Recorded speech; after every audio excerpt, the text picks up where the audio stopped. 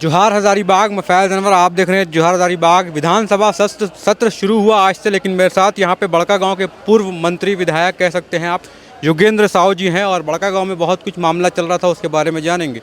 क्या है, बड़का गांव में हर जगह विरोध चल रहा है, चाहे वो गोंदलपुरा कहें, चाहे वो आप केरेडारी कहें, चट्टी बरियातू, या फिर अभी बड़का गाँव में कुछ लोगों ने जो कट ऑफ डेट को लेकर आंदोलन किया था, और अभी ऋत्विक कंपनी को लेकर जो अंबा प्रसाद जी के साथ जो मामला आया था, ये सब मामला को लेके आप क्या चल रहा है दिमाग में, और यहाँ पे क्या सदन में इस तरह के मुद्दे उठ रहे हैं कि नहीं उठ रहे? देखिए, सदन में तभी इस तरह के मुद्दे कुछ भी नहीं उठ रहे हैं। सरकार जिस उम्मीद के साथ जनता चुनी थी, जल जंगल जमीन के लेकर के, लेकिन हमको लगता है कि कारपोरेट के हाथों ये सरकार कठपुतली बन चुकी है।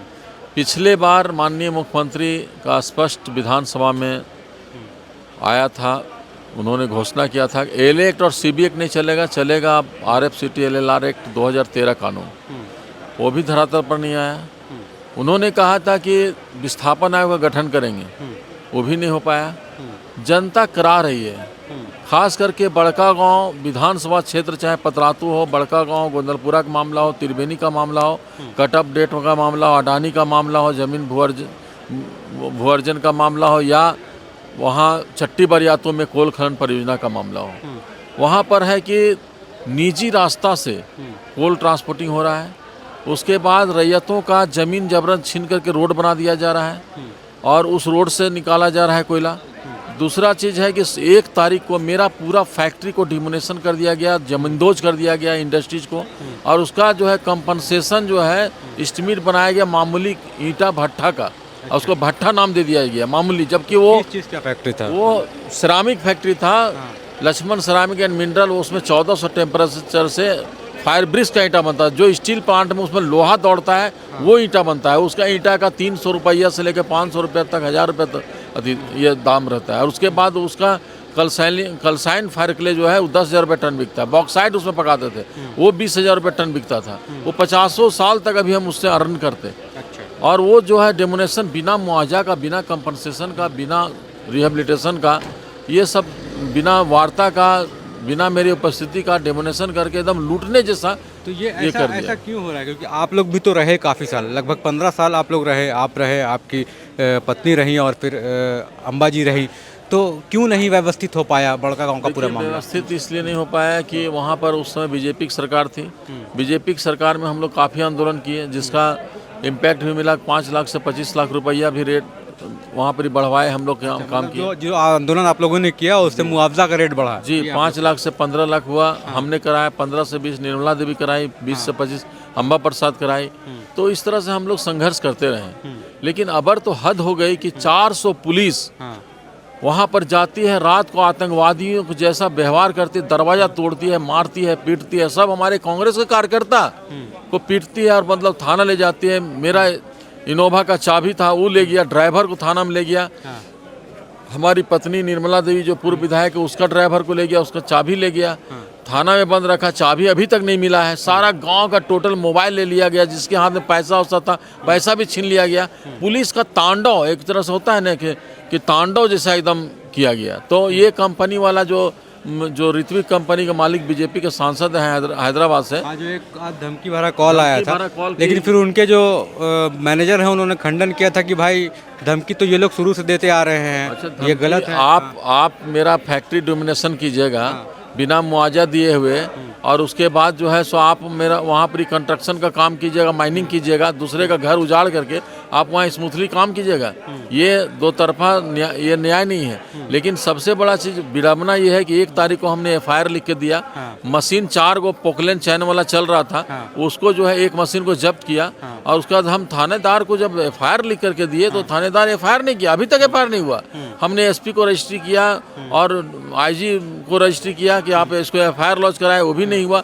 लास्ट में हमने परिवाद कोर्ट में दायर किया और अभी रजिस्टर्ड केस हुआ है कोर्ट में। और उसके बाद जो है सो कॉपी आपने प्रेस क्लब में भी दिया था जी।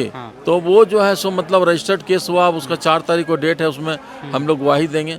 दूसरा चीज़ है कि वहाँ जो मारपीट हुई, तो जो रोड में था वहाँ पर धरना पर लोग बैठे हुए थे, और उन लोग ट्रांसपोर्टर लोग, ऑनर लोग सिमरिया से आकर के कटकम सांडी से आकर के केरेराड़ी और दूसरे जगह से आकर के वहाँ हमला करने के लिए गया था। तो बचाव में उन लोगों से किया, विक्टिम तो हम लोग थे, वहाँ की रैयत है, और बाहर से गुंडा लोग आकर हमला किया, लेकिन गुंडा लोग का केस हो गया और रैयत अगर केस दिया तो केस नहीं हुआ। तो इसका मतलब स्पष्ट है कि जो सीएम राजेश बोले थे कि सारा सिस्टम मैं खरीद चुका हूँ और जोगिंदर साहब को जेल भेजेंगे और अंबा प्रसाद का राजनीतिक करियर खत्म कर देंगे, वो देखने को मिल रहा है। क्योंकि ताकतवर उन लोग हैं, हमको लगता है कि यहाँ पर ही जेएमएम और कांग्रेस की सरकार नहीं चल रही है, जेएमएम कांग्रेस सरकार, लेकिन यहाँ चल रही है बीजेपी की, और कारपोरेट लोग पूरा खरीद चुके हैं।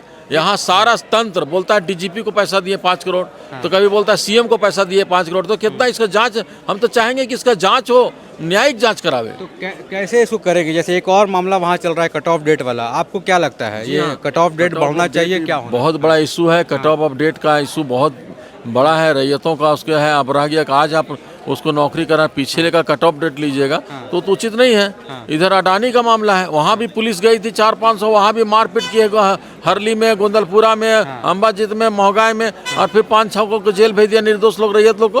तो रैयतों के पर कब तक लाठी बरसेगा? तो बोलती गोली और लाठी की सरकार नहीं है, तो गोली लाठी चल रही है। बहुत लोग बोल रहे हैं कि आपके आंदोलन से प्रेरित होकर जो है वहाँ के युवा आंदोलन कर रहे हैं, क्या सही बात है? निश्चित रूप से आंदोलन का एक रूप मिला है। और देखिए, सबसे पहला चीज़ है दिसम गुरु शिबू सोरेन तो नहीं रहे दुनिया में, लेकिन उनका जो है यहाँ पर जो उन्होंने जो यहाँ आइडियोलॉजी छोड़ चुका है, जो उनका यहाँ विचारधारा जो है, उस विचारधारा में सब कोई कूदने के लिए तैयार है। लेकिन पुलिसिया जुर्म, देखिए पुलिस का काम ये नहीं है कि माइनिंग कराना, पुलिस का काम ये नहीं है कि ट्रांसपोर्टिंग कराना, पुलिस का काम ये नहीं है कि मतलब जब वहाँ कंपनी जो फंडामेंटल राइट है, जो मौलिक अधिकार के तहत हम लोग धरना प्रदर्शन आंदोलन अपनी मांगों के लिए करते, रैयत करता है, तो वहाँ कंपनी वाला नहीं आता है, पुलिस आता है। वो फोन करेगा सबको, जेल भेज देंगे, तुम वहाँ डिस्टर्ब कर रहे हो, ये कर रहे हो, वो कर रहे हो, और उसके बाद मतलब वहाँ कुछ दलाल लोग हैं। तो क्या ये केंद्र सरकार के कहने पे हो रहा है कि राज्य सरकार के कहने पे हो रहा है? देखिए, हमको लगता है कि इन लोग जो एसपीडीसी बोलता है कि केंद्र का प्रेशर है, केंद्र का प्रेशर है,